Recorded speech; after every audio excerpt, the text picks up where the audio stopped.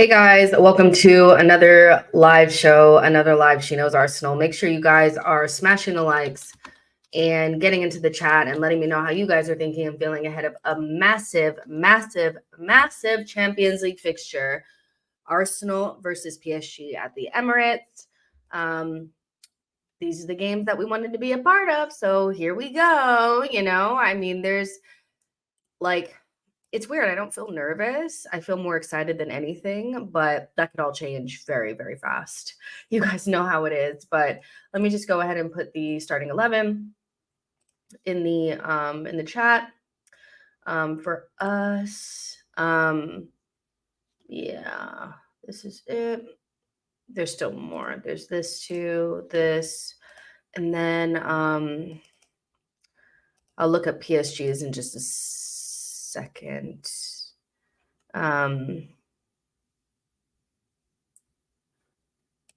Yeah, let me look at PSG's too. Really quick. Okay.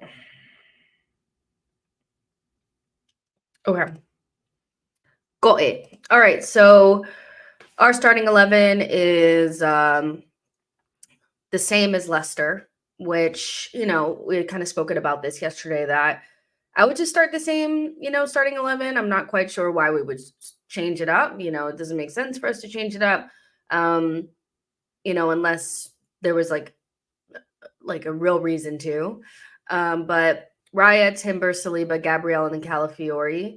Partey, Rice, Havertz, Saka, Martinelli, and Trossard. I think what we know about this lineup and the way that it operates is that Trossard and Havertz switch between playing midfield and playing center forward. We saw against Leicester that Havertz actually dropped in and actually pulled players to the side. Like, he was out on the right-hand side. He wasn't necessarily in the box. And then Trossard would arrive. Rice would arrive. Different players would arrive in the box late. And so I'm not too concerned about who's playing in midfield and who's not, because the reality is they're going to switch most of the game, I think. Martinelli starting after a good period for him, 3 goals, or 3 GA, 2 assists and 1 goal in his last 2 Premier League games. A massive game for him. I really do think that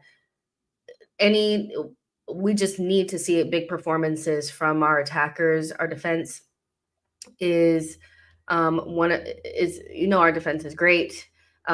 Jesus is on the bench. It's just a second line here, but the defense is great. So, nothing really to complain with there, but they're not going to be able to always keep a clean sheet. And so the attack has to be dangerous. PSG have to feel like they are going to have to defend us. And I do feel like in some of these European games, like, our attackers can really kind of like fall to the wayside. And so Martinelli, Saka, these players need to have big games, I think, in order for us to win this match. Also, yeah. I'm trying to think, is there anything else exciting? Oh, yeah. Merino's on the bench. Merino is back in effect. I mean, I've never been so happy to see a player back in action, because it's kind of like we never even got to see him. And so he can give us a different dimension. I think most of the time on our bench, we just see like another DM, and that's not really going to help us out. Merino can play more defensive, but he can also add something to the attack. He can give us a different dimension. You also have Waneri on the bench, who is slowly putting more pressure on Mikel to give him more minutes, which I personally think he should get more minutes. But it's just nice to see a young player really be aggressive with his playing time. I think in the past, we've seen players that play in those positions not necessarily impose themselves on a match. And I don't think we've seen a game yet where Waneri has not put his stamp on a game. And so he's somebody that Arteta brought in against Leicester when we needed a goal. You think about the difference between Waneri coming in when we needed a goal and Jesus coming in when we needed to waste time. I think that those things are quite significant when you look at, I always go by Arteta's actions, not his words. He'll always say that he loves this player and this player is a big part of the team, but the players that he loves and trusts are the players that play, especially in difficult moments, So I think Waneri has slowly but surely pushed his way into this group. Lewis Skelly as well. Porter's on the bench. Neto's on the bench. Robinson, don't really know who that is. Yeah. And then you have like Kivior, Jorginho, and Sterling too, and Jesus is there too. So Seawalder says the lineup is out already. I think the lineup has started to come out earlier. So let's go ahead and look at PSG's lineup. Here we go. Yeah, you guys can see that. So Donnarumma, Marquinhos, I think it's Paco, Hakimi, Nuno Mendes, Vitinha, Zaire Emery, João Neves, Desire Doué, Kang and Lee, and Barcola. So I did see earlier that like L'Equipe or one of those types of outlets had said that Luis Enrique was going to go with a taller lineup in midfield. He was going to go with Fabian Ruiz to offset our tall lineup. And he hasn't done that. I think that was just to like throw us off or something like that. But he's went with a more technical midfield. Not that Fabian Ruiz is not technical, but these guys know how to pick a pass. These guys will chef it up. These dudes are technicians. They're good ball players. They have very attacking fullbacks in Nuno Mendes and Hakimi that will add to their attack. Zaire Emery is a fantastic young player, and this is why I'm a big advocate for pushing Waneri into this 11, because he's somebody that's a usable top quality player in their team, and he's only like 17 or something like that. So if you use them, they'll get the experience to be good players in your team. If you don't trust them, you'll never get to this point where they're starting in a game away, in a Champions League fixture. So Zaire Emery, and I know he's not Zaire Emery. We don't know what he is yet, Waneri, because he hasn't had enough playing time.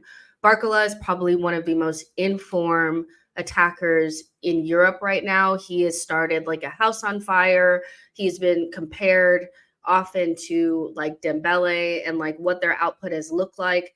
And Dembele, the ever inconsistent player, is the complete opposite to Barcola, who is very consistent, who is putting the ball in the back of the net, who's very confident at the moment, and is probably their best attacker right now.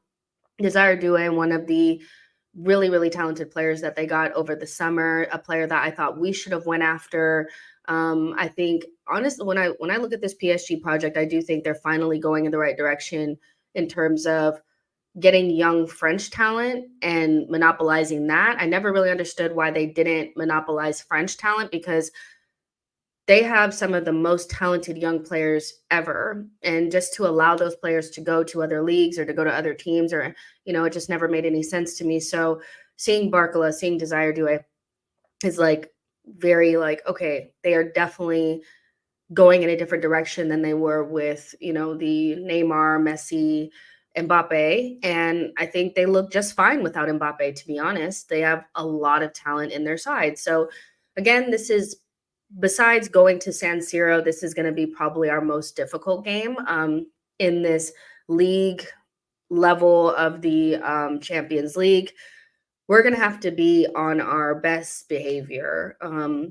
This team is going to be very attacking, and when people are, well, they're going to play more defensive. This lineup does not say more defensive to me. This says they're going to come to our doorstep and try to impose themselves on us. My biggest fear is going to be if Arsenal decide to sit in and defend, and if we do end up conceding, how are we going to get out of that defensive mindset and then start to attack ourselves, where I think we did attack well against Leicester, but it is Leicester. I think for the most part against better sides, we have struggled to create and be a dangerous attacking force. So yeah, a big game ahead. Big game ahead. I cannot stress it enough. A win against this PSG side, I do think gives you the confidence. I think a loss at home is really damaging, considering we don't want to be in the second 8, or we don't want to be outside of that top 8, because we're going to have to play more games. And people were saying we didn't have to beat Atalanta away. We didn't. We were lucky to draw. These games at home become even more important when you don't get points away, so this is going to be a hard game, but Arsenal do have the tools to win this game. I don't see why we can't win this game. They just have a level of attacking talent that I feel like can only be offset by us being also having some sort of attacking threat. If we just sit in and let them attack us, we are going to concede. So yeah, Yo-Yo says PSG throw out crazy results in Europe every season due to the obvious disparity in quality between League One and Europe, like their battering at St. James Park last season. TB says, if see us sitting back, Arteta will face fire. Johnny says, hello, as I said 2 days ago, it's a very difficult game. TB says we need a technician in our midfield. Diaz says, hello, Jess in chat. Hello to you as well. Steven says, no way we are defending in this game. Listen, I know people are laughing, but it's rare that you see us on the offensive in Europe. I do think that we tend to be more pragmatic. So whether we're home or away. So unless it's like a super low level team, I think we're pretty pragmatic. So yeah, but I think the only way to play in Europe is to have a little bit of confidence in what you do and not be afraid to concede. If we are afraid to concede, we will. Every time we play like that, we concede. Like every time that we're shaky on the ball, we can't pass to each other. We don't want to, we're holding on to the ball, or, we're just booting it out. We concede. So playing that way is not going to help us out. We need to be confident in what we're going to do. And if we do concede, we need to have the confidence we're at home. We should be scoring goals. Do you know what I mean? But yeah, Clement says still have tough games away to the San Siro against, Inter Milan, Girona, Sporting Lisbon, have to take care of business at home. And yeah, that's why, to me, I was like, if you get that tough away win at Atalanta, that eases the pressure just a little bit more. But we didn't get that. So the games at home just become even more difficult, especially when, like Clement says, you have to go to San Siro, you have to go to Sporting Lisbon. So we have to win. Like the fact that people feel like we have games where are like, oh, well, if we don't, it's just, come on. We have to start putting more pressure on the fact that we need to win these games. Jordan Hill says, is this a must-win game for Arsenal? Yes. Yes, I think it's a must-win game if you don't want to end up in that next group of 8, which have to play those additional games. I don't want us to be in a situation where you have to win these games or you go out. Because that's just not our bag.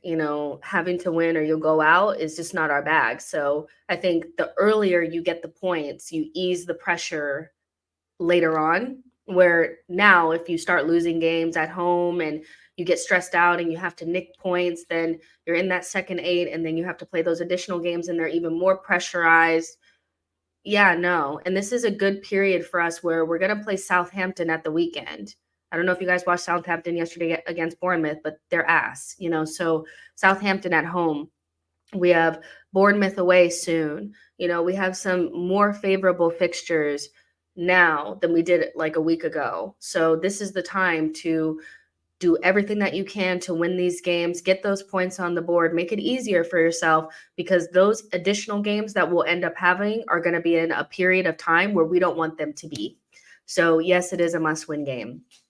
Yo-Yo says Arsenal started strong versus Bayern. I think this team prefers the Emirates in Europe and away games in the Prem. I mean, yeah, we started off strong, but as soon as we conceded, we got really shaky. And also, Beckham. Um, we also got shaky against Leicester at home. We got rattled as soon as they scored that goal and it went 2-1. We got rattled. Like we're just even at home, we're just once we concede, it's almost like we're not sure we're gonna come back from it. So we start to second guess and all this kind of stuff. And we're kind of that team that needs to score in those first 20 minutes of the game, score more than one goal, and then kind of ride it out from there. If it's a back and forth and we concede first and or we don't score in those first 20 minutes, we get rattled, way too rattled, So I'm not necessarily we started strong against Bayern, but as soon as we conceded, it was like the hands were doing this, and then we concede another.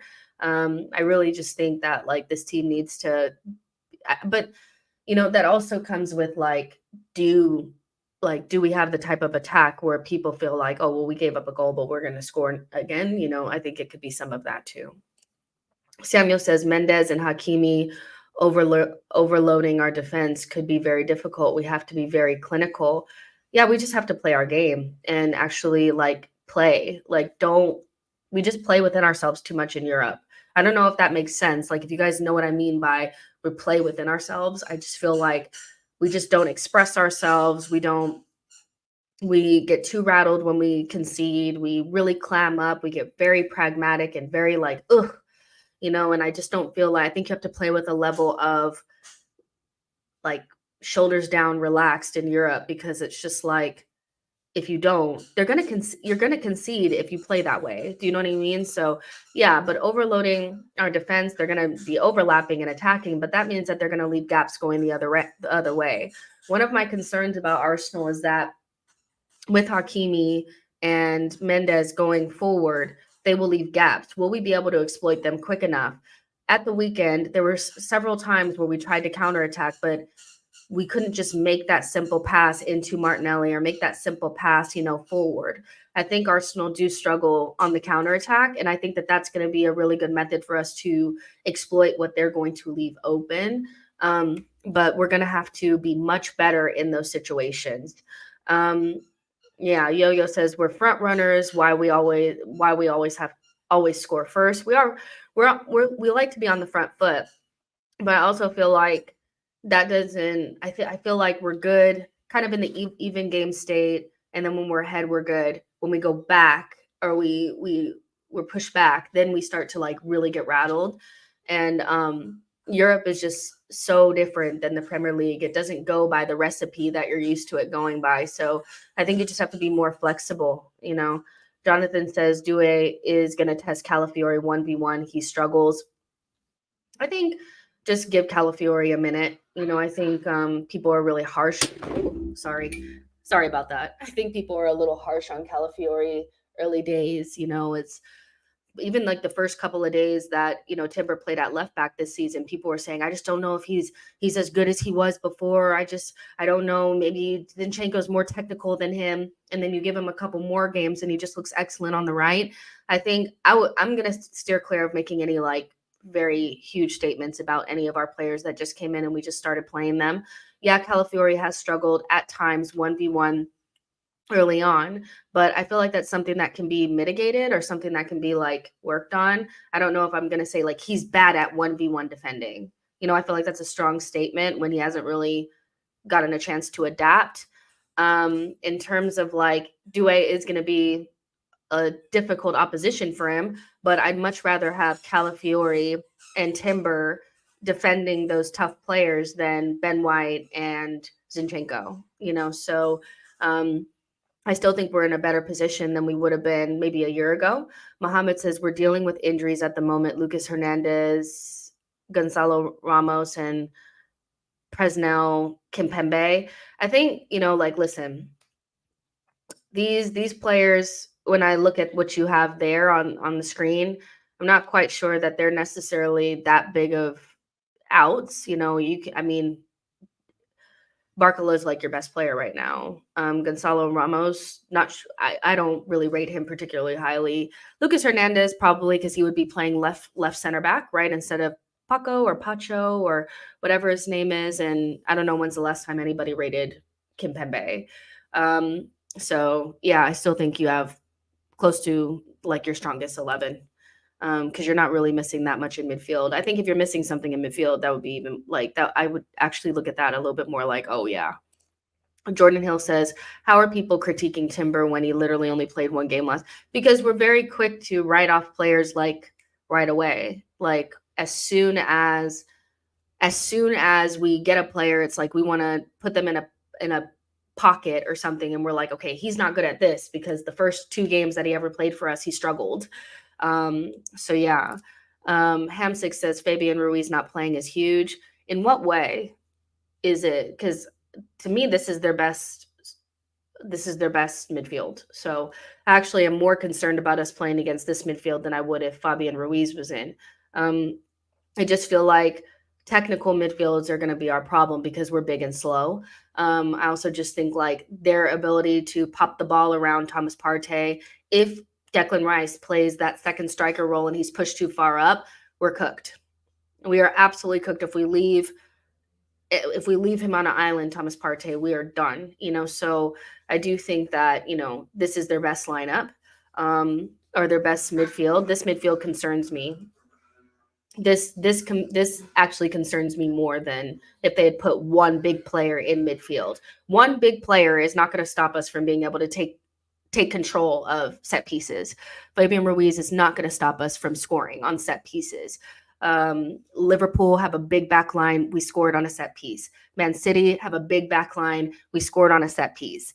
So one Fabian Ruiz is not going to stop them from conceding on a set piece. This technical midfield is a concern for me, especially with the way that our distances have not necessarily been small enough this season. I am concerned about Declan Rice not playing right next to Thomas Partey. He's going to get cooked. So yeah, Nico says Calafiore needs to be smart when what we want to be aggressive and jump and be calm and sit off a bit. Otherwise he'll get spun tonight. That's the thing, is he needs to mature a little bit more. I think saying that he's not a good 1v1 defender to me is different than saying that he needs to mature. When I look at Calafiore, I look at somebody that's raw, that wants to impress, that's really desperate to get forward. And so he makes kind of like off decisions that here and there. When he should be a little bit more calm, he's a little bit too aggressive. And I think that's how he gets spun, rather than he can't defend 1v1. I think people are trying to label him into something that he's not, and I'm not quite sure why that is. Mohammed says, Jess, you need to be careful with Barcola. If he gets 1v1, he's a killer. If he gets one opportunity, like I said, he's the most concerning player up in the front, in those front positions. Timber has a big job on his hands, but at the same time, I'd rather it be Timber than White. To be honest, I think he's a better option. But I do think, like, if Arteta looks at this starting 11, and he will have anticipated an 11 looking like this is why I do think we'll probably sit in a little bit more. I don't think Arteta is going to want those spaces to be big enough for the likes of Barcola to cook our fullbacks. And, I think he's maybe going to want those distances to be a little bit smaller. I can see us sitting in. I don't think Arteta is going to go adventurous today, unfortunately. Like, we should be able to be more adventurous at home. I just don't think we will. Diallo says Merino Hive, we rise. So happy he's in the squad. Yo-Yo says Fabian Ruiz hasn't really been starting a lot of games this season. But this was my my point about the way that people were comparing Fabian Ruiz to Merino based on the Euros.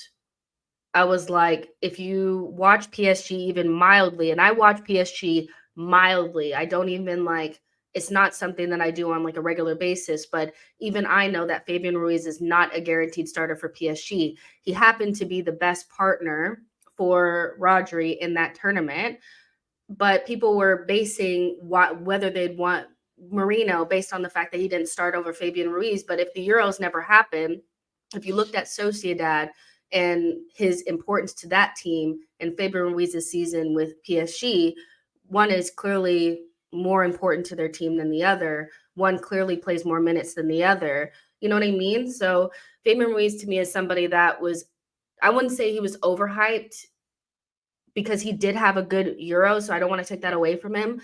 But the idea that like Merino and him are in completely different stratospheres because of the Euros just shows that people put way too much on the international competitions and don't actually think about how they do for their club. Because I thought that was very strange. I was like, he doesn't even play like for PSG all the time. Diallo says their midfield actually suits Uncle Partey. It's not going to be about running in legs. It's going to be about spatial awareness.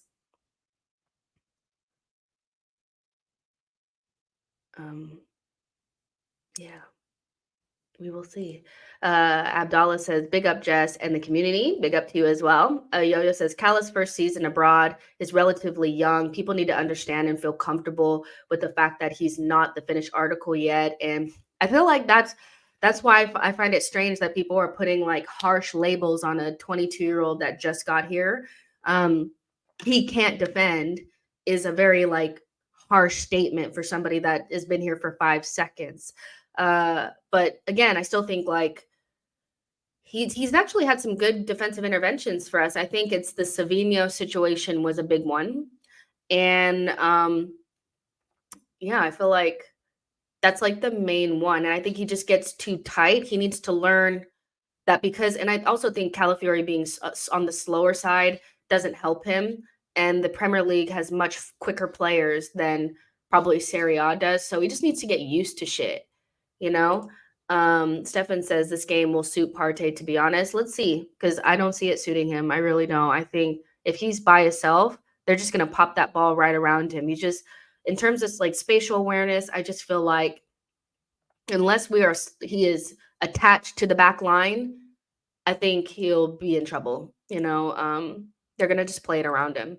Samuel says, I also believe Martinelli will get joy over Hakimi with him being weak on defense, and I expect more from Nelly. And one thing about Calafiori that he does give us, which I like, is he has that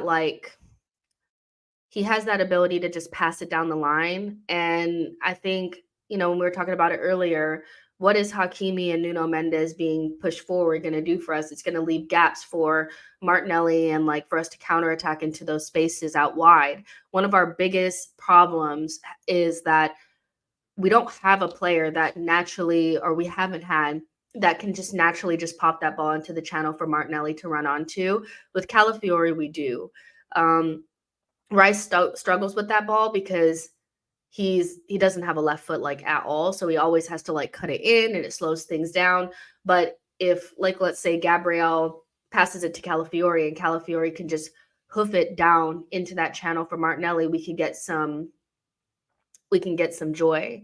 So yeah, but hopefully, my main concern is not so much about the defense. I think the defense will do its job. I think my main concern is mostly, can we pass the ball to each other? Are we going to cough it up? Are we going to be so concerned about making a mistake that we're not going to play our game? And will our attackers be able to create those moments of magic that are necessary in Europe?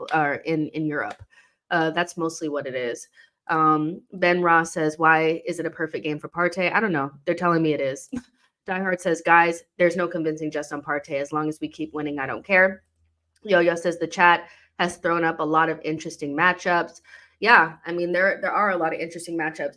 Also, like, you guys have to remember that, like, Atalanta is definitely on the brain, and he got cooked against Atalanta, Partey. So that is on the brain for me, too. It's like, we should have lost because he gave away a penalty. So as much as people want me to come around to the side of, like, he's fine, I just think that he's scary in like the ocean by himself. So my only concern about midfield is, can Rice play closer to him to keep him from getting passed around or, whatever. That's the main thing. But let's see if this midfield suits Partey, because Vitinha is a fabulous player. He really is, like, and so is João Neves. Both of them are technical midfielders that can find those passes. They're just very, very good. And Zaire Emery is also very good. So let's see what we can do. And this is a big game for Declan Rice too, because I feel like he may have, not looked the best in Champions League last season. I think he struggled to find his footing. And so, in order to be one of the best midfielders in the world, you have to be able to perform in the Champions League, right? And then like it's Marquinhos and Paco. I don't really know that much about Paco, but Marquinhos is, I feel like, hit or miss, So yeah. Also, really need Havertz to have some sort of influence on the game. I think he's also been quiet for us in Champions League in the more difficult games. Zach says Jess used to love Partey. Don't blame her for cutting him off. I did. I used to, but now it's just like, bruh.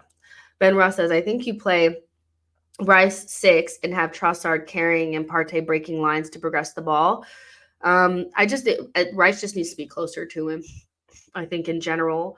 And hopefully there'll be more space for us to play those balls in between the lines, that Partey is like known for. So yeah, but this is a really interesting matchup. They're a very attack-minded side.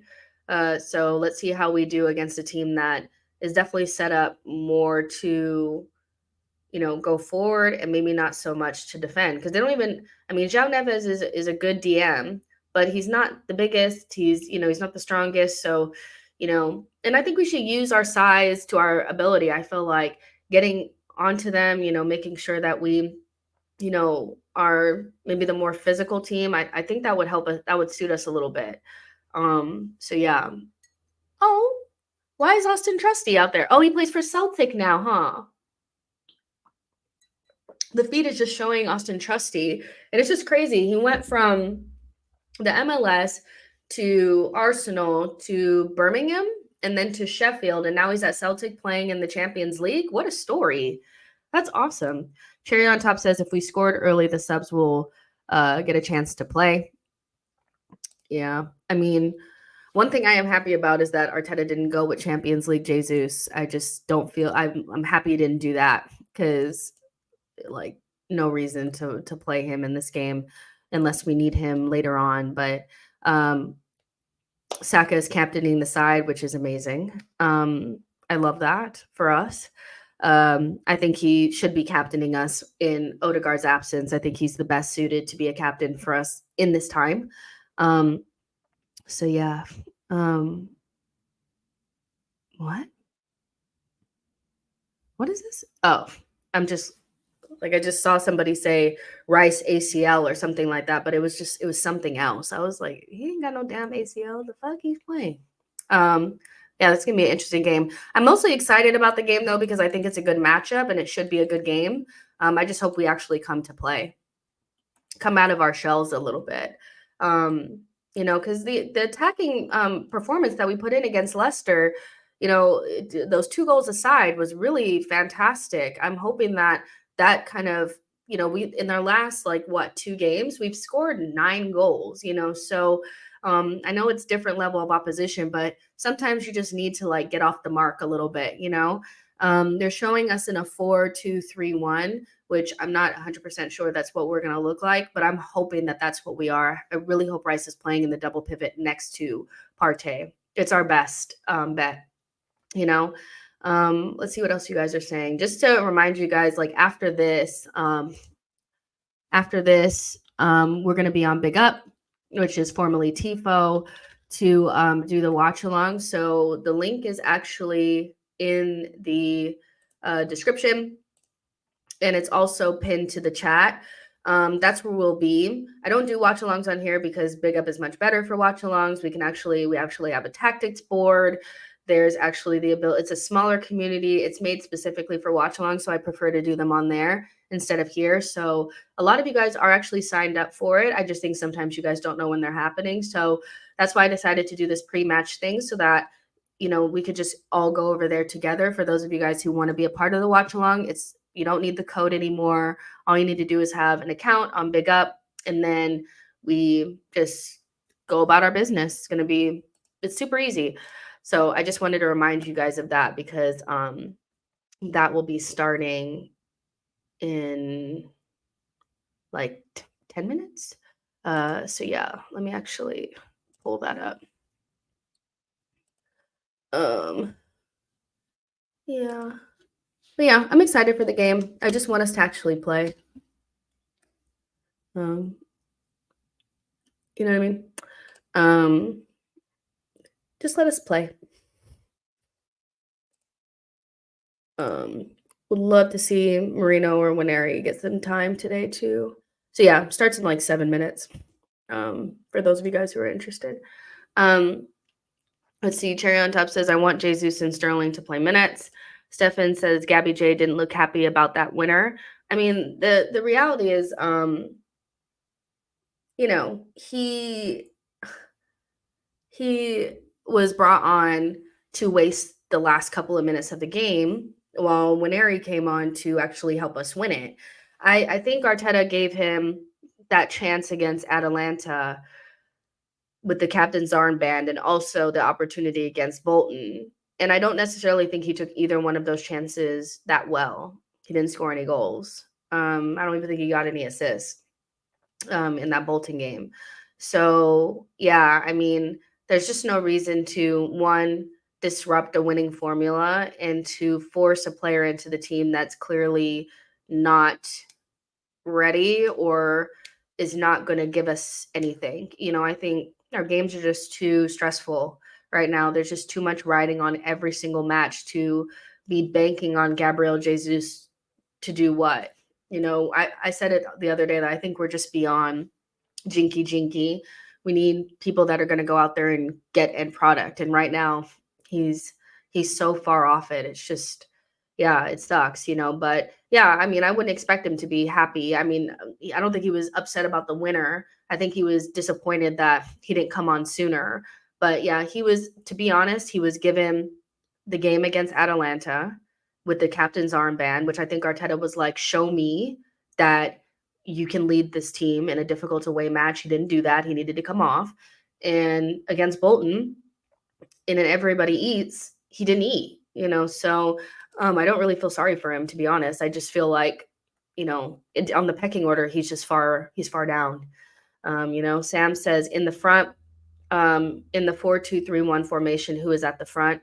To me, I think it's just Trossard and Havertz switching positions. Diallo says Jesus is a squad player now. No need to speak on him much. Exactly. I feel like anybody that's trying to force him into the 11 now is stuck on 2022, 2023. Them days is over. Those days, they're over now. And he's just not somebody that I would be forcing into the team so that he can hold on the ball too long. Zach Ted says, do you fear any of their midfielders? Yeah, Vitinha, I think he's like a fantastic player. He's fabulous. He just has the ability to find those passes. He gets loads of assists. He's wonderful. Vitinha is probably my favorite player that plays for them. And then João Neves is also pretty impressive for his first season, outside of Portugal. He's doing quite well. So both of those players are really good. Zaire Emery is also good. I think their whole midfield is great. Mata says, Jess, would you rather see Merino or Winery at some point? You ain't seeing both. Yeah, I mean, if I had to choose, I would probably say Merino because I'm starting Winery against Southampton. So, I'm expecting to see him there. Yo-Yo says, good point. The Atalanta game really was a last chance saloon for him, and I was surprised at that time that he played, let alone wore the armband. Exactly. I was like, why is he wearing the armband? And I just feel like a lot of times Arteta does that as almost like I'm giving you an opportunity to show what you can do. And although nobody really played that well, I thought he was really poor in that game. He just looks like a shell of his former self. And as sad as that is, and as much as we want him to get back into form, it's more important for Arteta to play the players that are actually in form than try to force somebody into the team to get him into form when it's like even in form, he doesn't score that many goals, So I don't know what to tell you. Stefan says Havertz and Martinelli has to be next within 16 months. Unfortunately, Havertz and Martinelli has to be next within 16 months. Unfortunately, I guess you're saying needs to be like evolved out.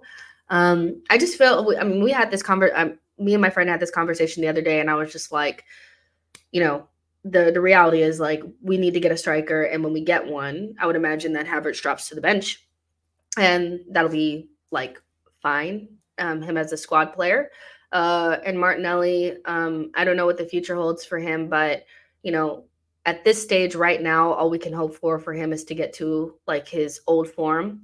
But I still think there's room to upgrade there as well. But that's neither here nor there at this point because, we need to win this game today. Sammy says if we want to finish top 8, we need to win today. Exactly. Let's see. But yeah, that's all. That is all. All right, guys, we're going to head over to the watch along now. It's going to start in like 2 minutes over on Big Up. I would really love for you guys, if you guys want to do the watch along, to just head on over there. The link is in the description box and it's also pinned, and all you have to do is just, if you're not already signed up for TIFO/Big Up, it's easy to do.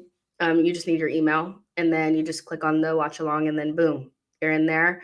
My prediction for the game is on the optimistic side 2-1, but I could see a draw too. So I would say a 2-1. And hopefully we get the win because we need it. But yeah, make sure you guys like and subscribe on your way out. Remember, we'll do the post-match for those of you guys who are not like watch along people, post-match immediately following the game to discuss everybody and do player ratings and stuff like that. So more content is on the way, but I really appreciate this with all of you guys who have shown up, because this was just like a last minute thing. And yeah, it's always fun to talk to you guys ahead of the match. So yep, heading over to the other platform. Make sure I see you guys there and talk to you guys after the game. Bye, y'all.